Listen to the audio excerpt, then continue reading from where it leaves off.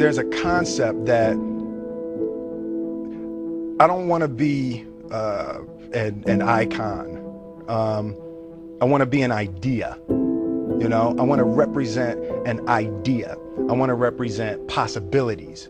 I want to represent magic, right?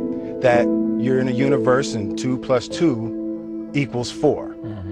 2 + 2 only equals 4 if you accept that 2 + 2 = 4. 2 + 2 is going to be what I want it to be.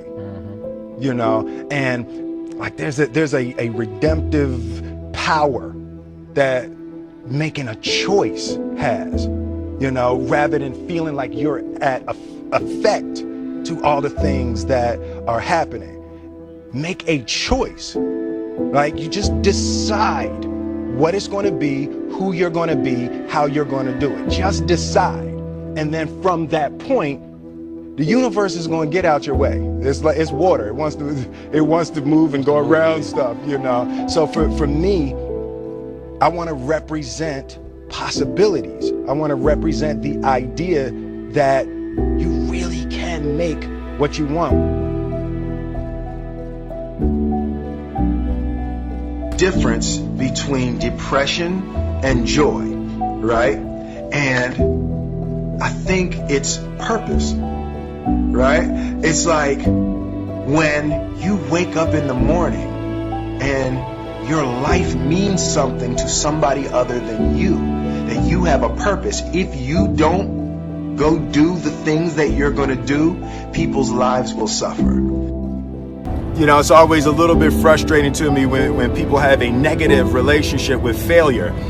Failure is a massive part of being able to be successful. You have to get comfortable with failure. You have to actually seek failure. Failure is where all of the lessons are. You know, when you go to the gym and you work out, you're actually seeking failure. You want to take your muscles to the point where you get to failure, because that's where the adaptation is. That's where growth is. Successful people fail a lot. They fail a whole lot more than they succeed, but they extract the lessons from the failure and they use that the energy and they use the wisdom to come around to the next phase of success.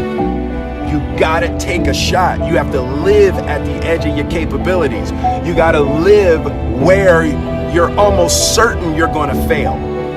Failure actually helps you to recognize the areas where you need to evolve. So a dude screamed to me the other night, "Hey Will, I want to be an actor, man. I want to be an actor just like you." You know, usually people say stuff to me like that. I'm like, "Yeah, man, you know, you do this." Give them an encouraging word. But I was just sitting here thinking, and it dawned on me, 99% of people that say stuff like that are not willing to do what it takes to make their dreams come true. The Marines have a saying, everybody wants to go to heaven, but nobody wants to die.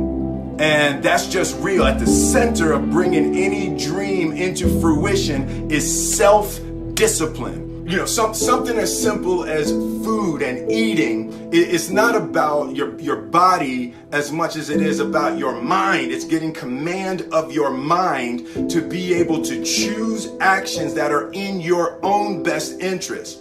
Every day we are choosing shit that's not in our own best interest. Right? So if the world is attacking you and the world wants to fight you and the world's trying to hold you down, so you're going to kick yourself in the balls?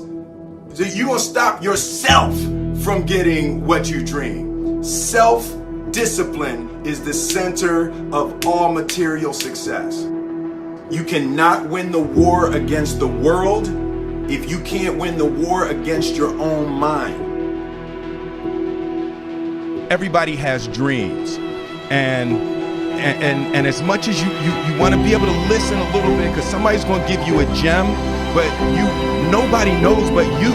You can't get advice on what you should do with your life, right? Nobody knows what you are. Like even sometimes you don't really even know what you are. You got to take your shot. And it's like, as much as you want people to agree and you want the people around you to be supporting your dreams and all, it's not going to be like that all the time. You got to do it alone, and people will help you. And when you get the ball bell rolling, people will jump on. But if you don't believe, nobody else is going to believe. People come along because your belief is so insane, that your belief is so strong, that makes people be like, yo, this crazy ass. Yeah. Following your dreams is a lonely, solitary, scary, dangerous pursuit. You can't wait for somebody to think you can do it. It's a lonely, scary, dangerous pursuit, and you got to be willing to risk everything to become that seed of what you believe is in there. You got to be fearless. You got to be relentless.